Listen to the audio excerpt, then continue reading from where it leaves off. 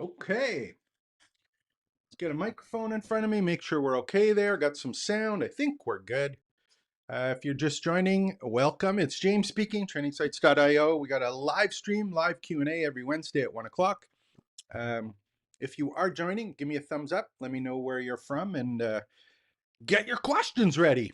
Again, if you haven't joined, these are live streams. They're unscripted Q&As where you can basically ask anything that you want about starting, building, and growing an education business, especially leveraging AI. So if you're on the course creator side, that's fine. The digital marketing side, that's cool. If you're on the traditional institutional educational side, you're trying to figure out where does all of this AI stuff fit in. I'd love to find out what you're doing, answer any questions as best that I possibly can. And after 35, yeah, pretty well, 30 years almost in this space, specifically internet, and the last 2.5 years playing around with all of this AI stuff. And I just have a blast kind of figuring out what fits in and how it's disrupting or changing education. So that's what I do every day and kind of report it on the channel. And again, any questions, anything that's going on, I'm here to help and hopefully answer some questions. So I'm going to just go to my other screen here. I want to make sure that we got a live feed going. There we go. We got sound. Everything's good. Perfect. Yeah, so let me know who's here, who's coming on, who's doing what. I do have the live chat is there. Not a single person on yet, which is fine by me. We'll work through that. Oh, there's 3 people on. I got a thumbs up. Yeah, so let me know who's here. And again, questions. Anything to do with questions. If there are no questions, I have lots of stuff that I could talk about.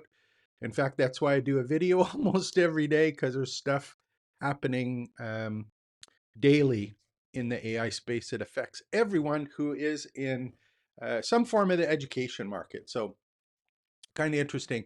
I was watching a video. Hey, there you are, Doug. Cloning and longevity. Yeah, perfect. Again, any questions you have, let me know. The one of the things I always watch a live stream called, let me just pull it up. It's a guy by the name of, I always pronounce his last name. It's called Moonshots. And I think it's youtube.com, and I'm just going to do I don't know if it actually is Moonshots. We'll find out in a second.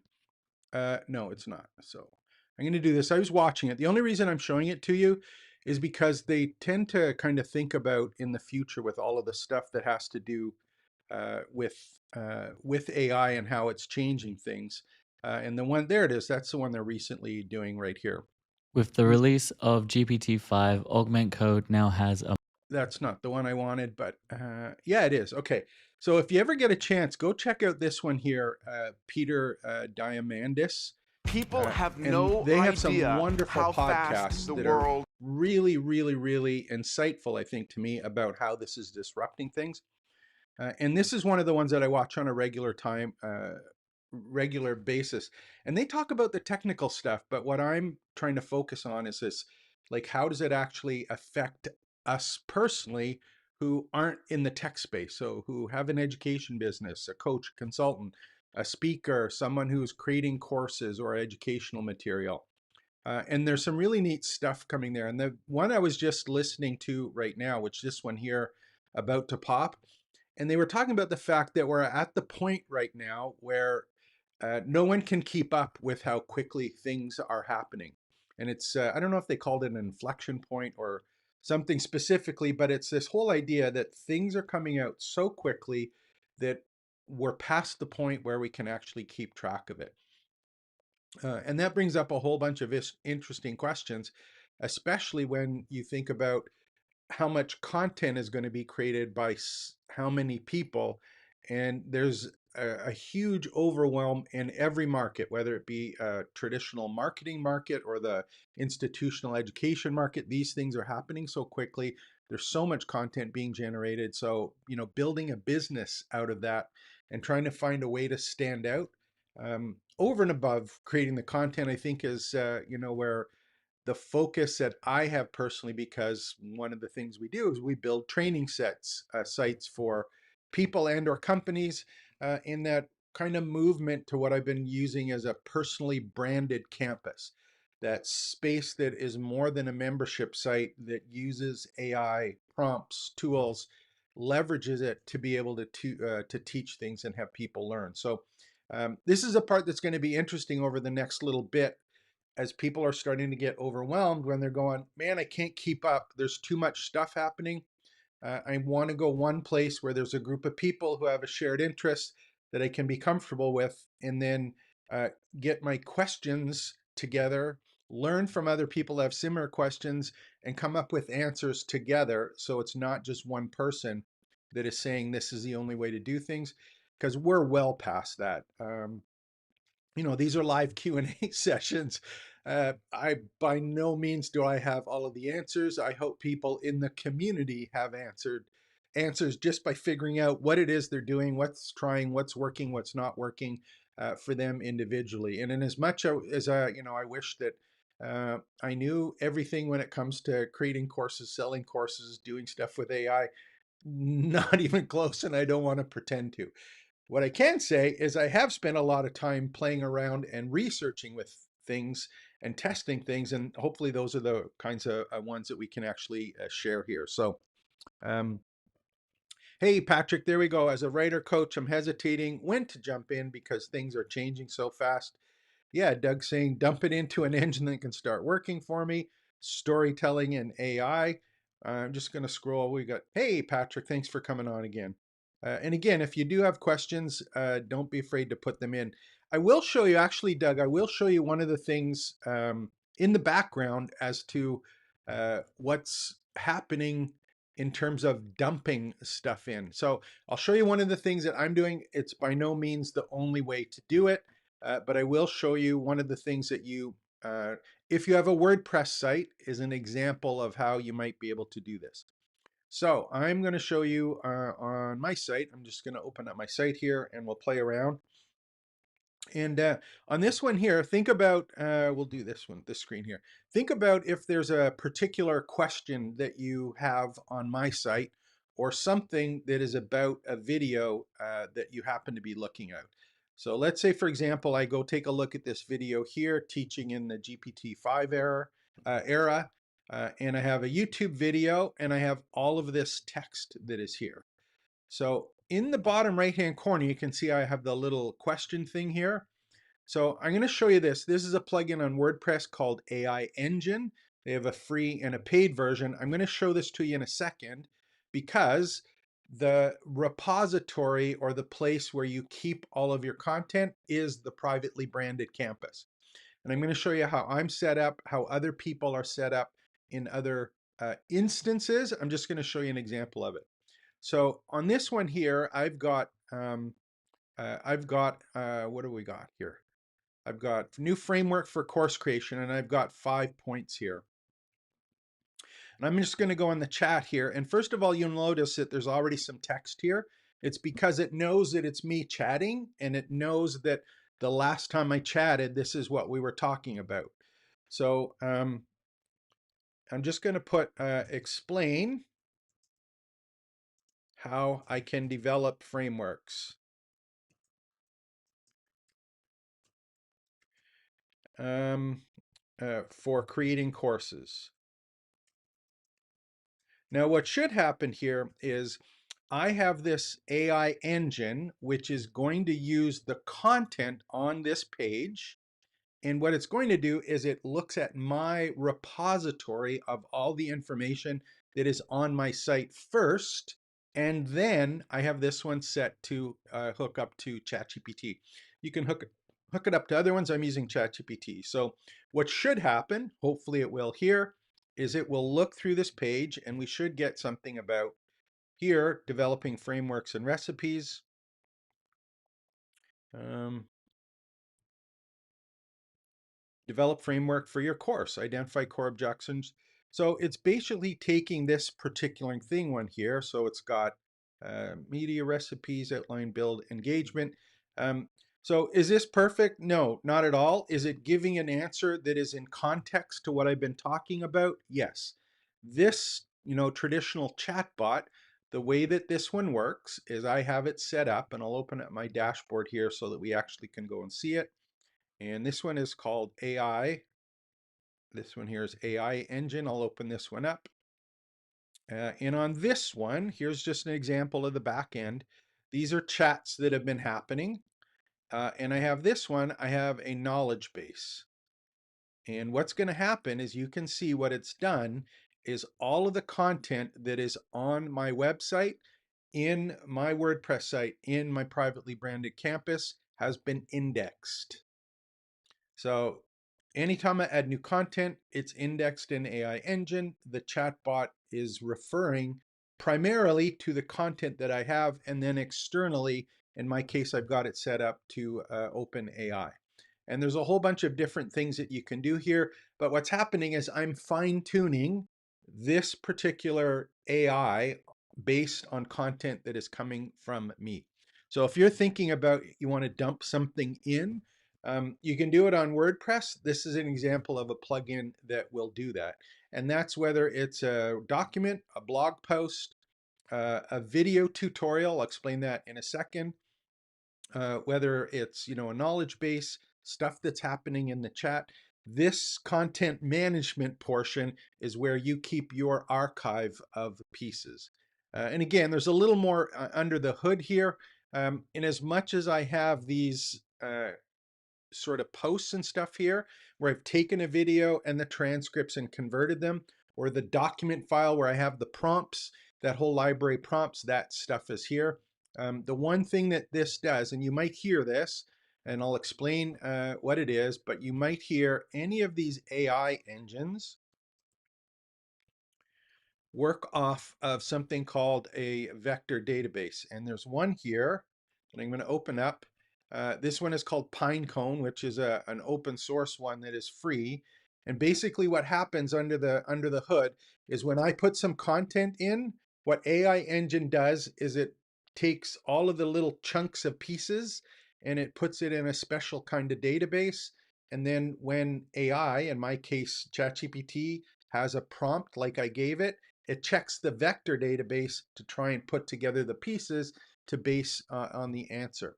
So if you ever hear vector database, this is an example of one. And all of these AI tools use a vector database. It's not one big database, it's all of these pieces and it chunks it together. That's how they actually work. Um, so the point here is if you have information, find out a way to archive it in some kind of platform, your own personally branded campus, whether it's a WordPress one or Circle.so or Notion, some of the softwares as a service, but start collecting everything that you do, all that digital exhaust, have it in a way that is as organized best as you can for your clients, customers, or the people you're trying to help, but have it accessible to the AI tools, whether it's in a chatbot or having it available as part of your site. So that's one of the things to start doing. If you got that stuff, Doug, kind of keep it organized and then figure out where am I going to put it. Is it going to be in a WordPress site, my own campus, or is it something that is going to be in my Circle community if you want to open up a Circle.so community, or if you have a Notion account and you have a really good handle on the information that you have that meets the requirement of what your business is about. So yeah, collect everything and make sure that you have it in hopefully one place. Now, here's the difference between one place. And again, this is my personal opinion. Um, the thing, if you are trying to build a business that is built around a community, I think you have to have a platform for that particular community, which is important if you want to uh, brand your knowledge base or have a place where people can, where you can hang your hat as you're an authority, or at least you've put together a group of people who collectively become an authority on a particular topic. You're going to need some kind of platform to deliver that. There is a group of people, and the AI stuff's allowing it now. There's a group of people that may have a Notion database with a whole bunch of stuff. a different website over here with a whole bunch of stuff. They may have it all in different platforms, but they're using AI like an agent or an interface to let people connect all of these things and make their information available, even though it's distributed. So they may be able to make the information available, but that doesn't mean that they have necessarily their own privately branded community. So you kind of got to decide, like, how am I going to monetize this? What is it that I want to have happen? How am I going to, do I need a community? Do I want a community? Is that what interests me? Do I want to teach over and above the fact that I have great content? Do I want to interact with real people? Those are all kind of things to play around with. So yeah, and that vector database thing, that's just, most of these vector databases, it's not something that that you basically go and open account and you've got a vector database. What they're for is if you have another tool like AI Engine, it goes and publishes these little chunks to the vector database that the AI tool uses. And again, this is my understanding of how it works. But they work in tandem, right? You've got an AI tool, a vector database with little chunks, and the AI platform is the part that figures out which chunks go together to bring back some kind of answer or response to you. So, who else was on here? Jay Don, greetings. Hey, thanks for coming on. Again, let me know where you're from. Give me some questions. What do you got for questions? Did you want to talk about creating and building courses? Did you want to talk about videos? Did you want to talk about these privately branded campuses? Which I think is, that's, and in fact, at the end, I will show you, I do have a service, and what we're doing now is I'm actually building privately branded campuses for people. We even have it set up where you can have our whole stack of tools that we use exactly the same as the trainingsites.io site. So these ones, you basically get something similar if that's what you want. And again, it gets built out. We actually have it so we can host it on a monthly basis, and you don't have to pay for any of the software, but you basically get a site like this. So what's the service? I'll tell you a little bit about it at the end. But if you want to have a campus, there's two ways to go, in my opinion. One is to spend time in a WordPress site, adding these tools or stack of tools to create a community with content and the ability for people to interact and do live events, which is a stack of tools that I have, or you use software as a service. And the one that I highly recommend right now is circle.so. I have affiliate links, of course, after for those. And if I'm not mistaken, this actual one here, which is Fluent Community, is it looks almost identical because they took Circle as the influence. Difference is one is a service, the other one is you host the website. It's on WordPress as a platform. So different strokes for different folks, but events, courses slash tutorials, content, community, gamification, member interaction. Those are all of the things that I think you need in a campus. And if you can set it up so that it's about teaching how to get to an outcome, for example, starting, building, and growing a business, an education business, that's what the community is about. So, and that's hopefully what what you guys are getting out of this. If you haven't yet, please, and your first time here, uh, please make sure, and I'm going to go, let me just do this one here. Yeah, we'll do this screen here. Sorry. Please make sure on the left-hand side, I send you this course whenever you signed up, but you do have the 10-step campus map, which is getting started, building your courses in campus, and growing your education business. These are my 10 steps that I've been doing for the last um, 10 years since I started doing hub and spoke marketing, which was a long time ago. Um, but these three parts are in every education business that I've seen. So if you haven't taken this entire 10 step, watch the videos, read the notes, and just think, how can I apply this in my business if this is the kind of business that you actually want to be involved in? So that one's free. Make sure that you do it. So yeah, so what do you got for questions here? What else do we have here? JD, Western NC is looking for a niche to consult with others on Love Your Info. So Western North Carolina, is that a traditional institutional learning place? Let me know on that one. Um, yeah. So here's all the time that it's hard for me personally, and I'm just going to share this personally. It's hard for me personally because I have people who are traditional education, institutional education, adult learners, teachers who know that AI is coming and it's not going to get any worse. It's only going to get better. So I have those people who are not necessarily doing it for money, but they know that they're in trouble intuitively. And they're trying to figure out, how does it fit in? What do I do with that? And then I have other people who are coming from I'm just going to create courses. I'm going to be financially independent in 12 minutes and a billionaire because I can create a course in 4 minutes and start selling it.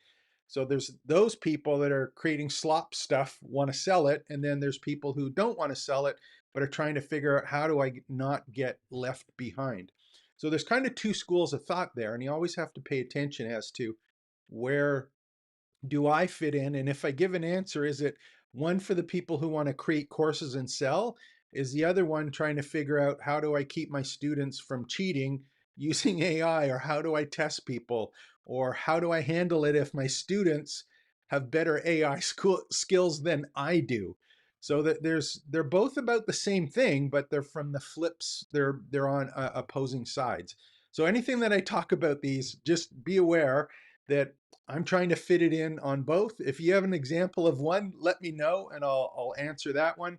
On the other hand, if you have an example about something else, you just want to know about selling, let me know as well, and I'll do my best to kind of share how it applies.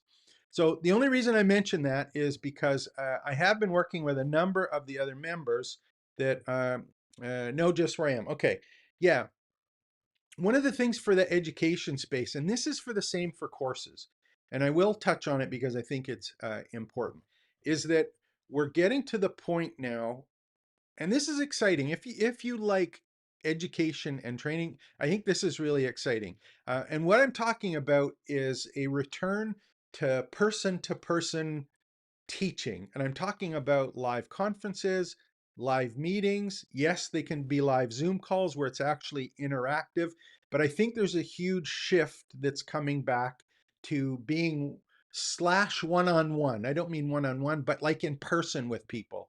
So, it was all about online learning and passive income on that side, and create your course and just like walk away, let people learn everything from the course.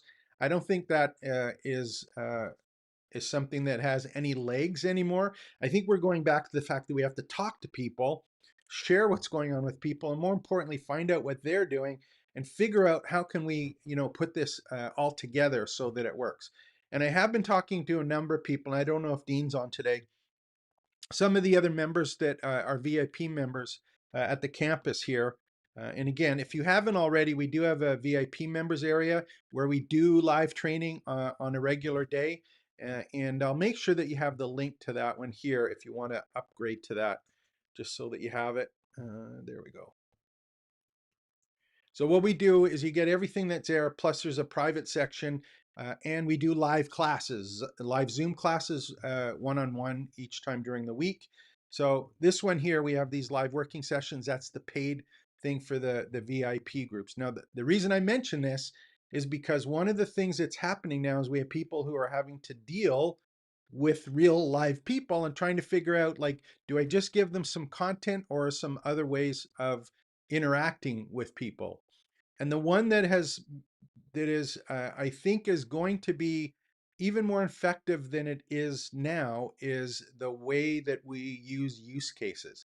And what I'm talking about, it's the implementation, the application of stuff that gets generated with AI. It's like, give anyone you're trying to coach or teach, give them the AI prompts, give them the stuff to create the content, but focus on use cases, implementation, and application.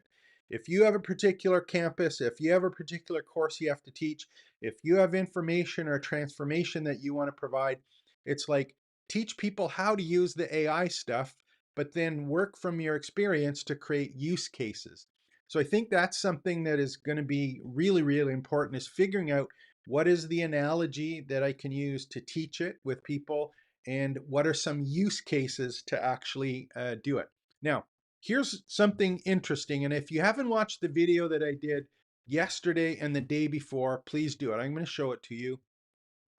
There is a tool called Opal, and hopefully you can see this screen here. So this one is in the States only, and I did two videos yesterday and the day before. So watch those ones if you haven't. Now the reason I did this one is Opal creates mini apps.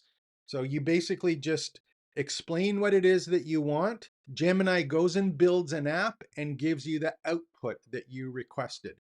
And just as an example, one of the ones that I did is I said, make this one, I did a bunch of course ones. I did one right here called a YouTube use case creator. So I created a mini app that takes a video, a YouTube video, takes a look at the transcript with the timestamps, and then I asked this mini app to look at it and basically create a use case with examples that I could use during the live sessions. Now I did this from a YouTube use case, but this Opal, and again, opalwithgoogle.com. Again, it's experimental, but think of LLM and all these other things that are being added. This particular one, and I'll open it up for you just so you can see it. I think the screen is zoomed in here. Yeah, so again, this is one that I just put what I wanted here and it built this mini app.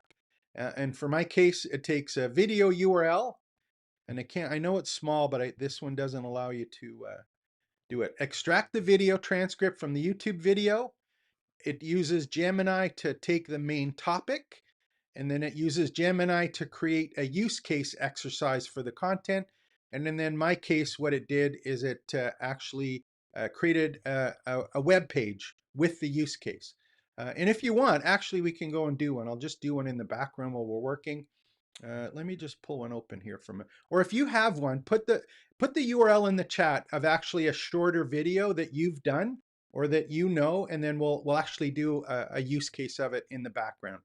And the only reason I'm doing this is like if you have a lesson, if you have a slide deck, the cool thing for this, of course, is that I had as an input, you pay like a what's the word here? I had as the input for this one, I had it as a YouTube video. What you can do with these is if I go look at this step right here and I look at what I wanted, the input type, I could have had an audio, an image, a text, an uploaded file, or a video. So if I had a video of a Zoom call, I could have asked it to go and do a use case on the video. If I had a PDF, if I had a Google Doc, if I have a sheet, if I have a scribble of text or some screen captures or an MP3 file, I can actually get it to create use cases from it. So this is kind of an interesting one, and I just did one that was, hey, create some use cases. So that one is kind of neat. If you haven't seen that one, definitely play around with it. Again, it is experimental, but there we go. So yeah, so if you do have, does anyone have a URL that we can try? Um, deep filter, okay, so here's, no one has one? Okay, I'll give you another second. If you don't have one, I'll put one in myself. So, okay, so Greg's saying your thoughts on, in the US, AI literacy is hot. Executive order, loss of university accreditation, Department of Labor, NSF is handling it, grants, most all unis, loss of funds, no uni for all. Again, obviously, I don't know the answer to that. The only thing that I did see that I have mentioned before is I saw Sam Altman in an interview 2 weeks ago. And I think the person interviewing was talking about, their grandkids or their kids and sending them to university. And then Sam Altman said, "What's university?" So yeah, there's obviously a problem here. There's a huge problem, especially in sort of longer terms, like 3 year, 4 year programs, that kind of stuff. Um, uh, certification for what? I'm not really sure. The other thing that I've been kind of hearing and looking towards on all of this is that using AI is going to be like having a trade. So understanding all of the things that AI does and how it can be applied and implemented is going to be like a skill set that's going to get you jobs. It's not necessarily being an expert in something. It's having the skill set of understanding AI and how to apply it to get specific tasks done, whether that's you or you telling an agent to do it or telling something to do the research on it. It's being able to do that and have it as a skill. One of the things I wish, well, my kids did pretty well, but they've done really well actually. But if I had younger kids now, one of the things that I know is in demand as a skill is traditional trades. So all of the physical trades are understaffed right now, and I don't think they're graduating enough people in the physical trades for the amount of jobs that are available. It's the exact same thing I think that's going to happen with AI, where we have to make sure that we're getting, when we're teaching stuff, don't hide AI, don't hide prompts, don't teach everyone how to do it, but you focus on the way that you have experienced or you understand is the best way to get some kind of goal or transformation. So, yeah, I think there's going to be huge problems in the education space. There already is. Some of the examples that I've been talking about on this one, um, yeah, and there is some alpha schools. I'll put some links to some of those ones as well about the different types of schools here. Um, and I mentioned one last week that I know that is for a little bit younger ones. But here's yeah, Altman is disrupting unis now in the US. So and again, this is just me rattling off, and this is where I think things are going.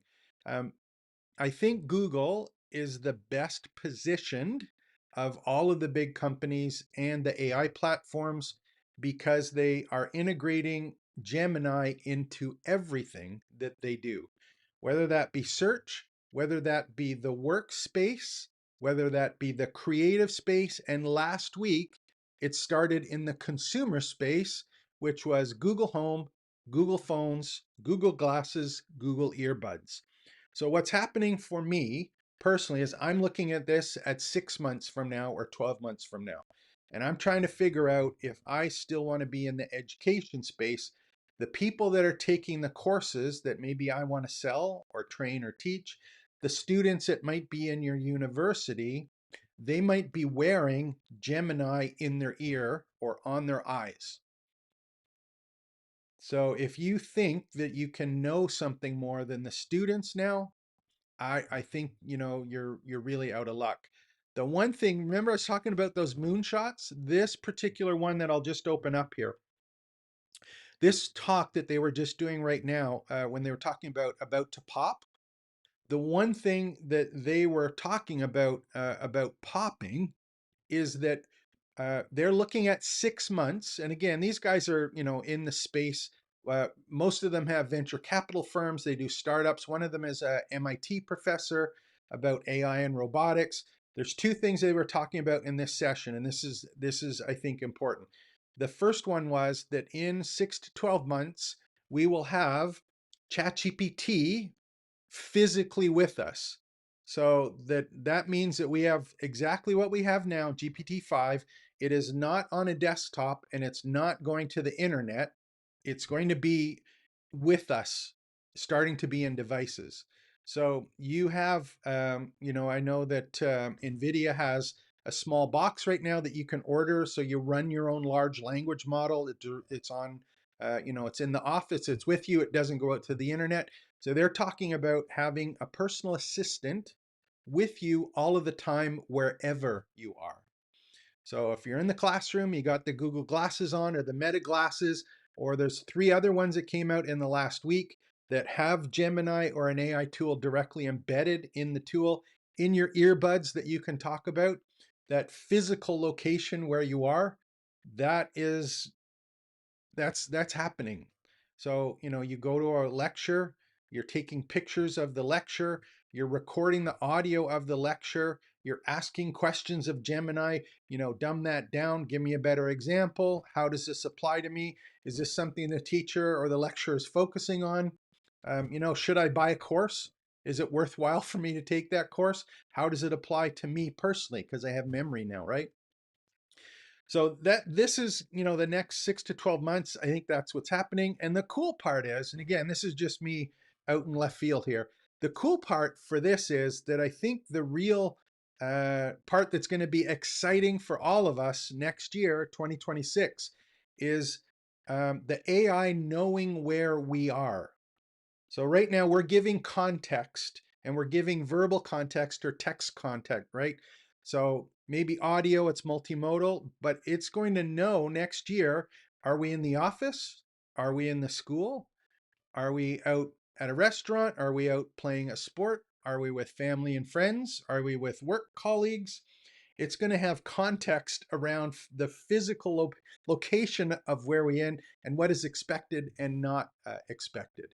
So, that's 12, 6 to 18 months. I think that, that kind of stuff in the next year. And if you're thinking about creating courses, if you're thinking about standing out, if you're wondering, how can I build a community for people, it's like you got to decide on some kind of platform and think a little bit harder on what is the piece that I need to do? How can I be involved in this? What are the things that are important to me that I want to either hang my hat on or try and earn some money from? So that's kind of cool. So again, that's just me ranting. I'm ranting. I'm not entirely sure if that'll obviously happen, but I think it'll be interested. Um, it's prompting, just not just communication. Yeah, never end learning. Yeah, that's a good question, Doug.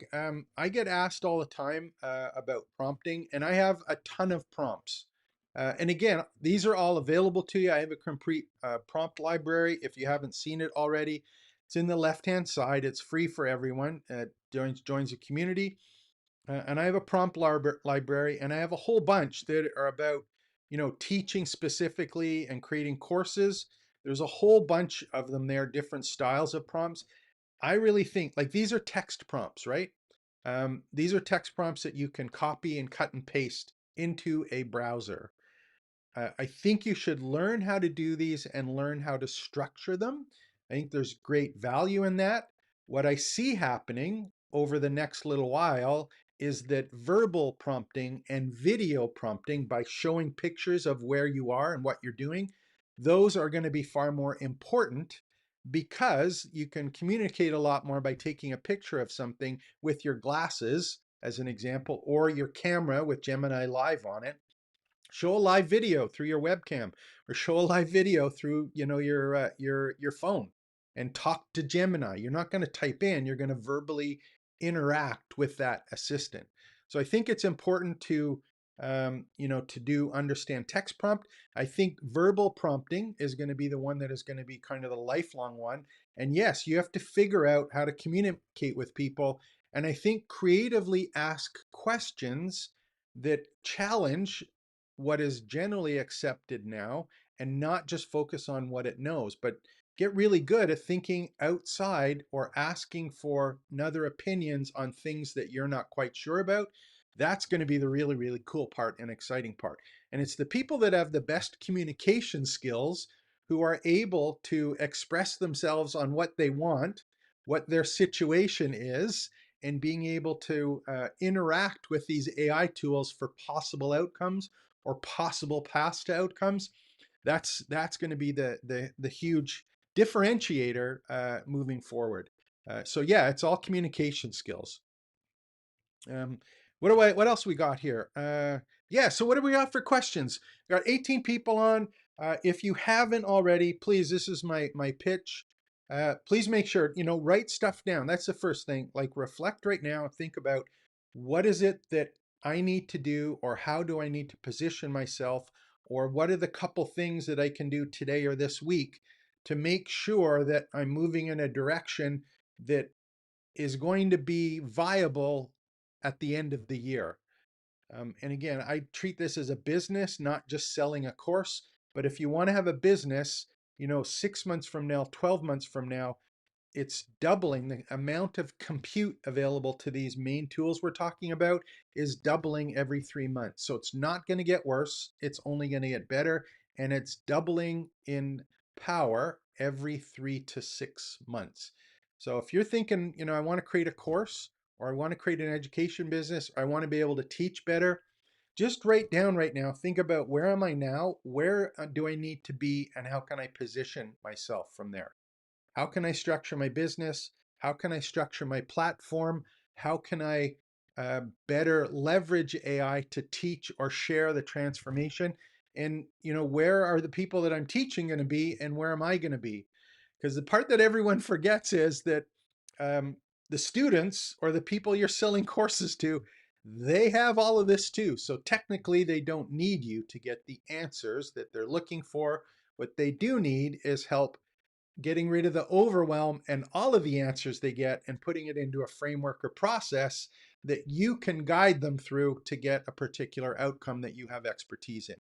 So if you haven't already, I would love for you to go to trainingsites.io/join. That is my personally branded campus.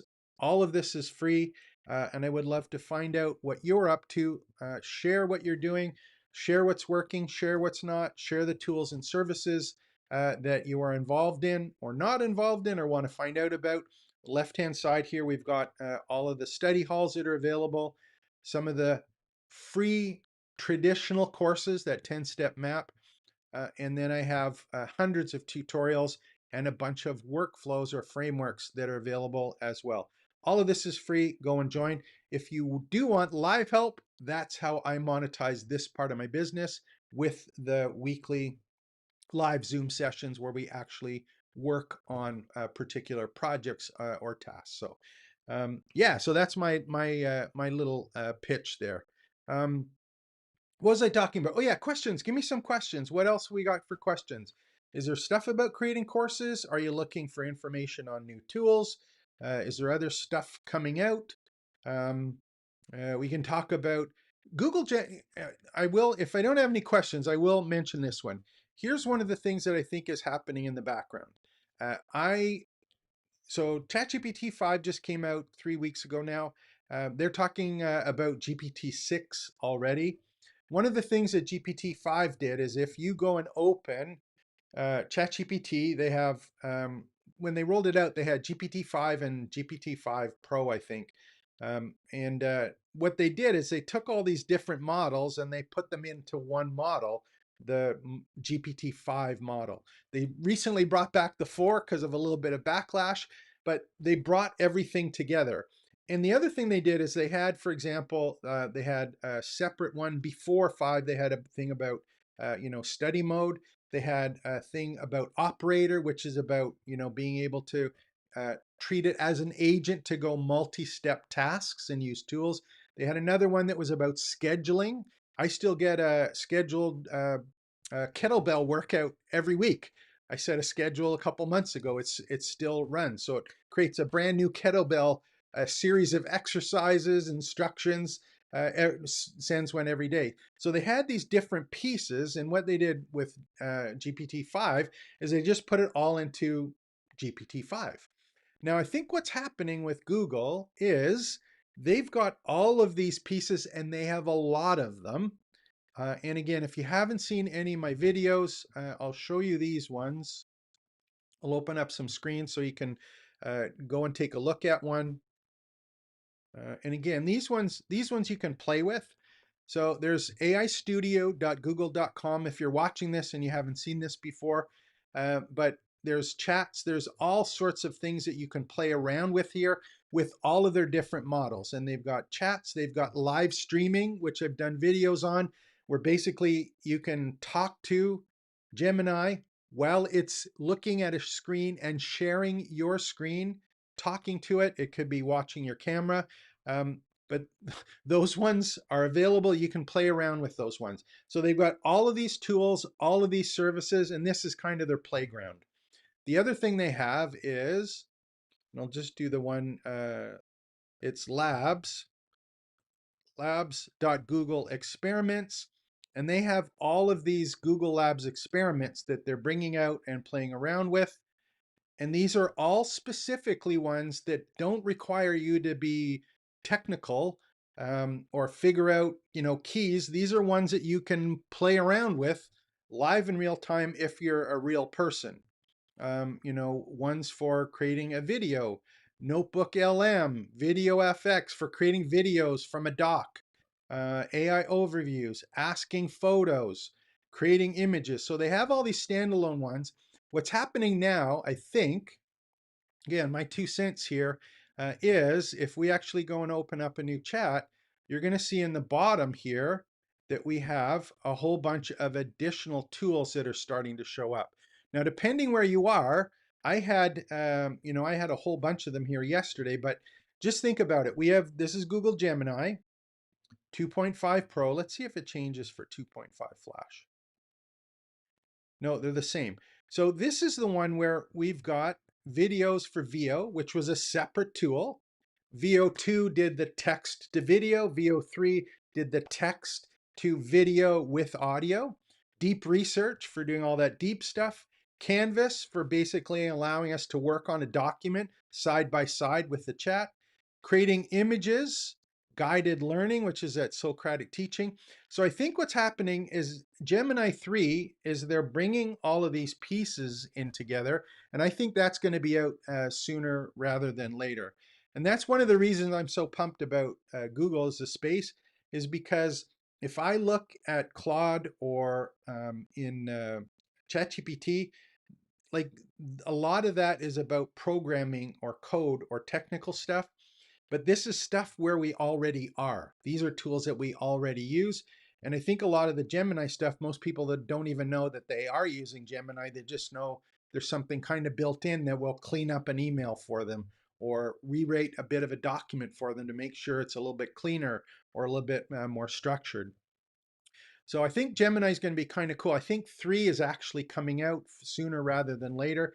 I've heard by the end of the year. I would suspect that maybe in October or November, we're actually going to see that out, and it's going to be consolidated. One huge model that is everywhere on hardware, home, consumer items.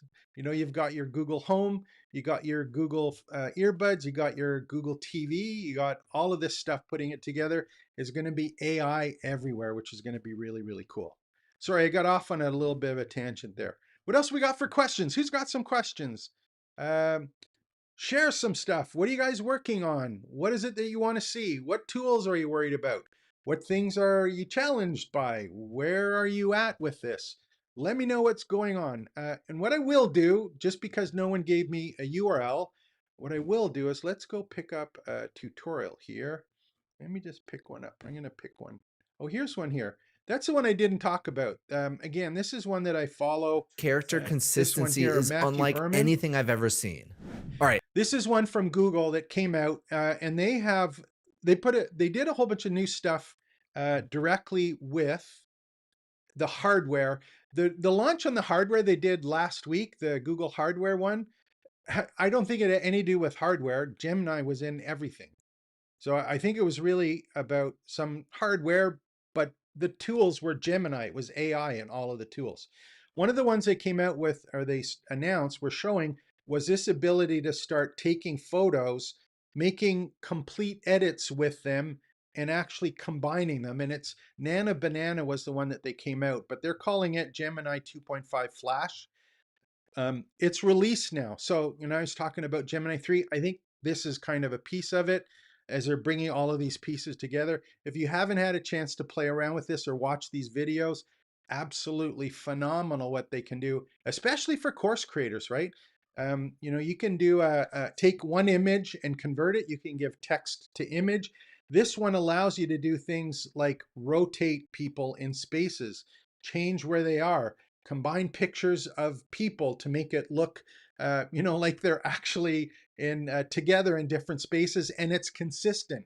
So if you make one picture with changes and ask for another change, the only thing that changes is the person that you've asked to be added or removed or edited.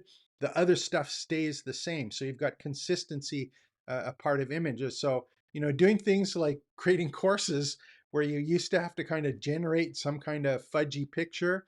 These are ones where you can start with one and start making any kind of edits that you want, including things like rotating pictures of heads or faces or bodies. So you may give a picture, for example, that's looking straight forward, and then you may end up having it turn to the side just by giving it text commands in this particular case. Yeah, so the driving right now. So here's one. Let's take a look at this one. And again, I don't know if this is a great one, but we'll try it. So what I'm going to do is I'm just going to click share here. I'm going to copy it. So Here I have a YouTube video, and what I want to do is I wanted to show you how to create a use case from a video. And again, this isn't a great one because it's not an educational video, it's more of an announcement. Maybe I can find another one. Let me see if I can run this. Just going to find one that's a little better for teaching that's not too long. Here's one here. Okay, well, we'll just do this one for now. I'm going to copy it. We're going to go to Opal. And remember, in my case, we were just talking about the app here, my YouTube case creator. So what I'm going to do is I'm going to open this up and I'm going to start it. And you can see across the right-hand side, we've got the console, which shows what it's doing, what step it's on, and the theme, which changes the colors and the icons. I'm not going to bother with this right now, but I'm just going to click Start. And it says upload your YouTube video. I'm going to paste it in, and I don't need to put where it is in the timeline, so I'm just the share one. So I'll just have it so it's the actual YouTube one. So I put in my YouTube one, and I'm going to just click. And here's my mini app that's going out and build it. This took me maybe 30 seconds to build this mini app just by explaining what I wanted in the bottom. It basically create all of this for me, said put in your input, here's what I'm going to do to it, and here's the output that I'm going to give you.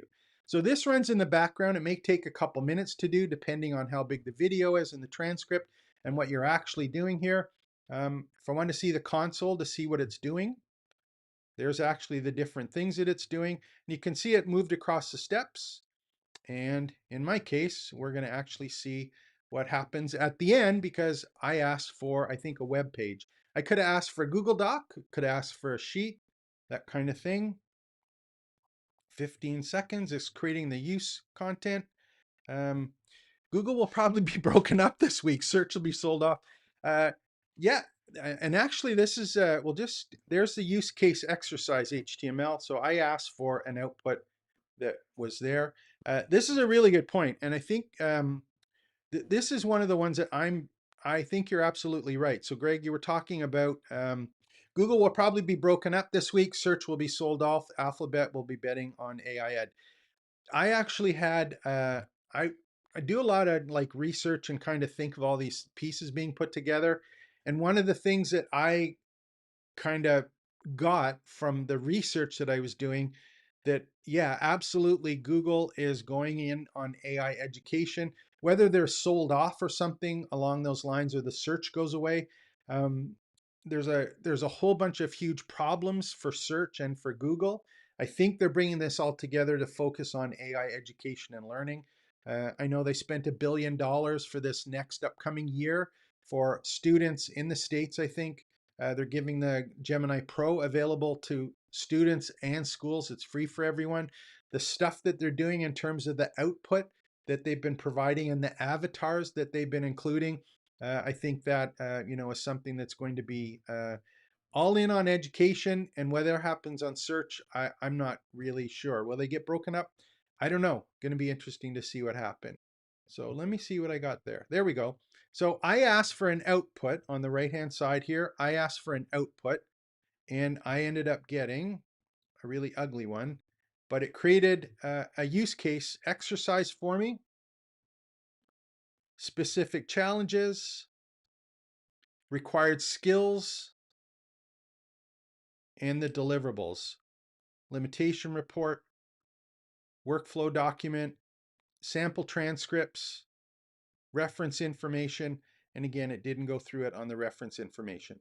So here's an example of something that Google's doing that is something that we're already doing, which is YouTube videos and creating content. And we built a mini app in 3 to 4 minutes that actually goes and does a particular task, maybe that we didn't want to spend time doing or couldn't think of the best way to do it. It's being done for us in the background. Again, if you haven't watched these videos, please go and watch them. The ones that I did yesterday, and I'll just pull these ones up for you so that you see it.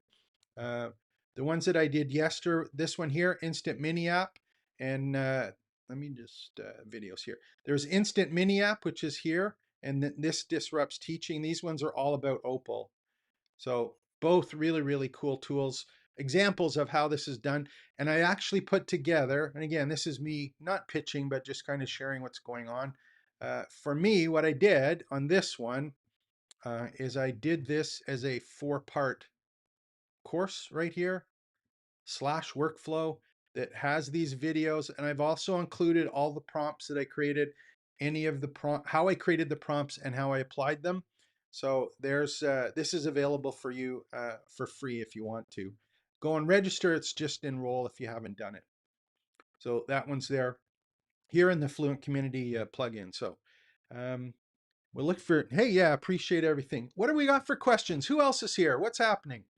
What's going on here? What is everyone doing?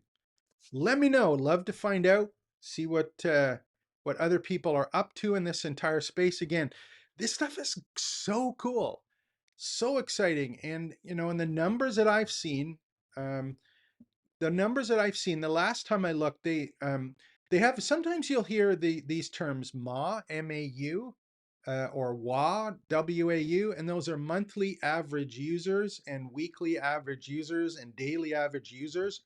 Here's the part that is so exciting, that when I first started researching this maybe a month ago, they were talking about, having 750 million, I think it was weekly average users. So people that logged in at least once to one of the AI tools through the browser.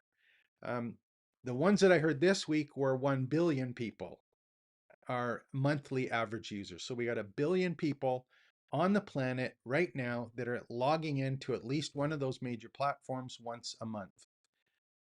We got Google that's got Gemini in everything. We've got all of these devices like phones that have all of the AI baked right into it, like Google Live. If you don't have it, go and install it. Doesn't matter if it's a Mac device or if it's an Android device.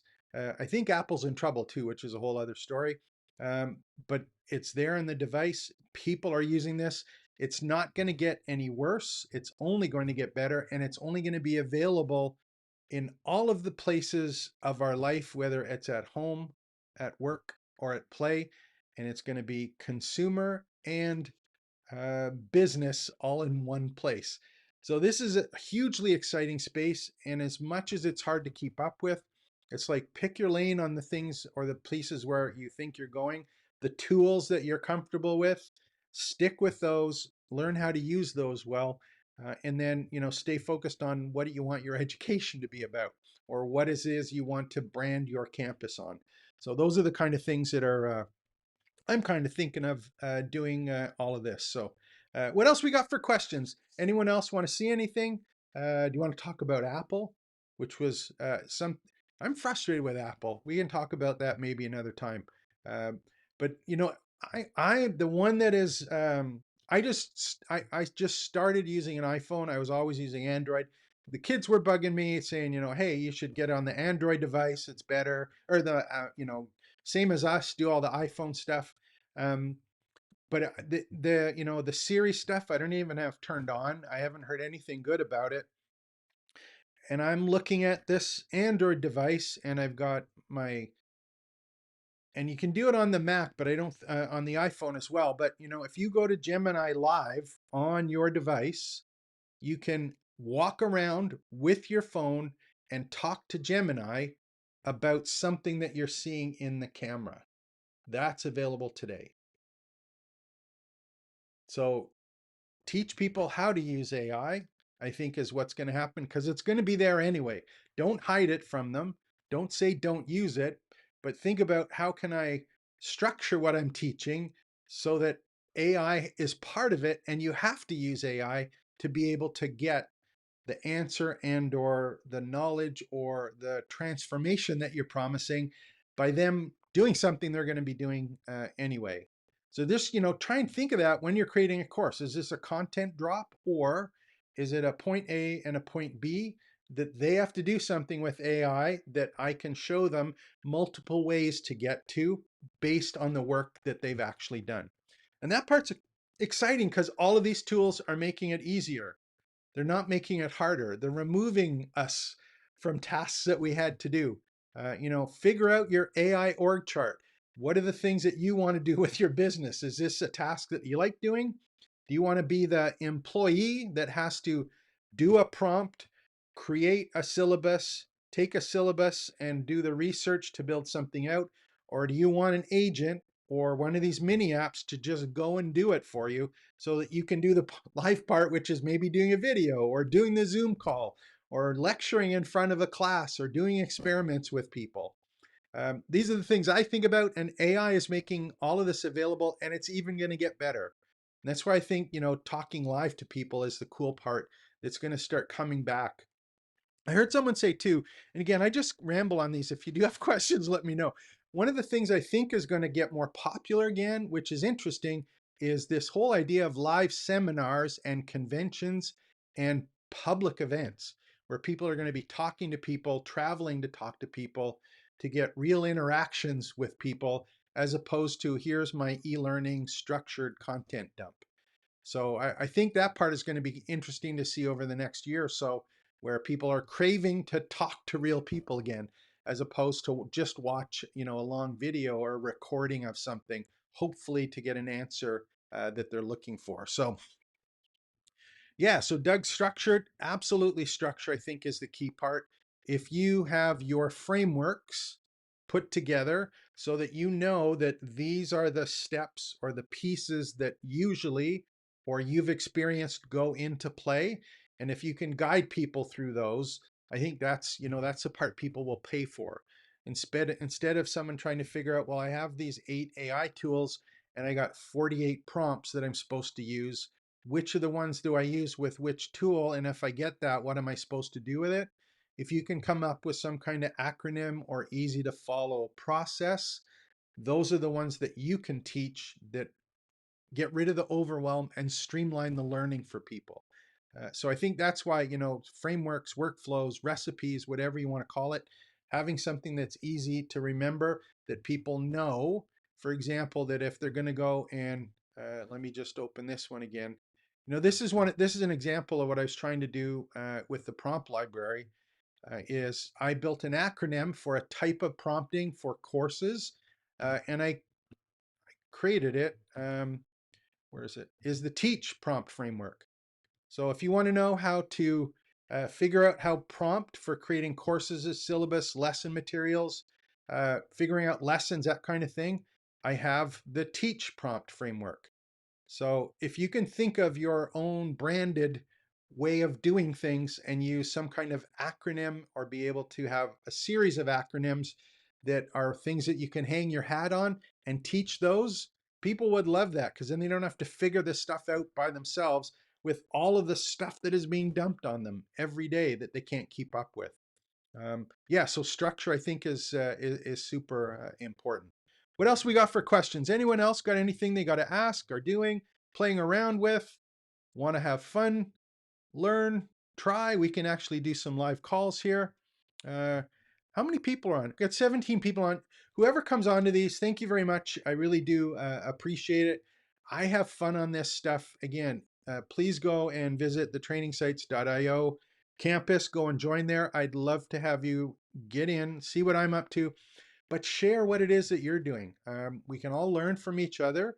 If we want to start building, grow an education business, what tools are you using? What courses did you create? What are some of the wins and celebrations that you have? Get in there and share, connect with people in similar markets or who are using similar tools. That's why I'm building this particular piece in my campus. And again, I get asked on a regular basis, how do you earn money in your business, the trainingsites.io business? I have a paid version of my campus where people basically pay monthly or yearly. Those are the options that I have right now. And they get access to me live where we actually work on stuff. It's not me lecturing, it's us working on projects together. You on your browser, me on my browser, sharing stuff, trying stuff, seeing what comes up. So we do that a minimum of 1 time a week. We actually do other sessions that are a little more ad hoc in between, but they're live sessions. We have a special group for people that are in the VIPs. So that's one way that we do it. I do have some frameworks or recipes that are for sale that aren't released yet, which are standalone ones. I try and give away courses, but these are kind of more extensive frameworks. These ones are for sale. I have ChatGPTs for sale. I have one-on-one coaching for sale. I have monthly mentoring for sale. And I have an agency where we actually build out these campuses. So we can have a campus just like the trainingsites.io site here. We can have a campus like this built out in about 24 hours for you. So if this is something that is of interest to you and you want to have your own campus, you want to build your own community, you want to be able to share your information, you want to be able to have your own live events, you can certainly do that. And I'll put the link to that one here. If you go to trainingsites.io/sites or site, pardon me, this one I haven't told anyone about, but this is just a page where you can basically book some time with me and we'll take a look and see if this is a good match for you to have one like me, or maybe it is a circle one. So we can help you with either one, getting them set up so that you have your own campus. You can start putting your content in, start building out your community and selling pieces. So this is one you just go in. This isn't selling anything, this page. It's basically we're getting together for 15, 20 minutes you can tell me what you want and I'll tell you if it's something that we can actually do or help you out with when it comes to building out your campus. And there's two versions. One is the WordPress one, which is like mine with all of the Fluent community of plugins. The other one is a circle.so campus is the one that we do. And again, we can host these for you as well and set up, integrate all of it to some of the tools that you have. It's on a WordPress site. If you have a WordPress account, we can put it on there. And then we basically get them all set up. So we have the setup and we also have a monthly one where if you just want it managed, we do that as well. So for generating income from an education business, it's not just about courses. It's about selling templates, your AI skills as a service, the agency part where you're turning a service into a product. We build campuses. I don't do one-off ones. We build campuses. So we have that. Is it coaching and mentoring? Is it courses if you want to sell course? Is it membership sites?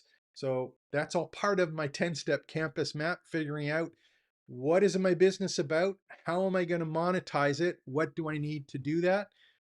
These are the things you got to think of if you want to start building, grow an education business. If you just want to create a course, you can certainly do that as well. All you need to do is go to that teach framework, use ChatGPT, follow the prompts along and create it on your own and put it to whatever platform or thing that you're using currently that you like. So, okay, what do we got there? Hour and 7 minutes. If there's no questions, download it. There we go. Gemini live on the phone. Perfect. Yeah, if there's no more questions, I'll bring it in for landing. I usually put these and the transcripts directly into the campus after, make them available for you when I get around to it. But I do have another video to make this afternoon after this.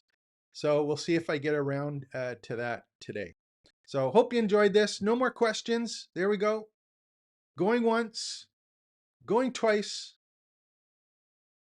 going 3 times. It's James Maduke speaking. Give me a thumbs up. Put some comments below. I'll put the links below. And we'll see you again next week at one of these live streams where we help you start, build, and grow your education business. Take care. Expect the best.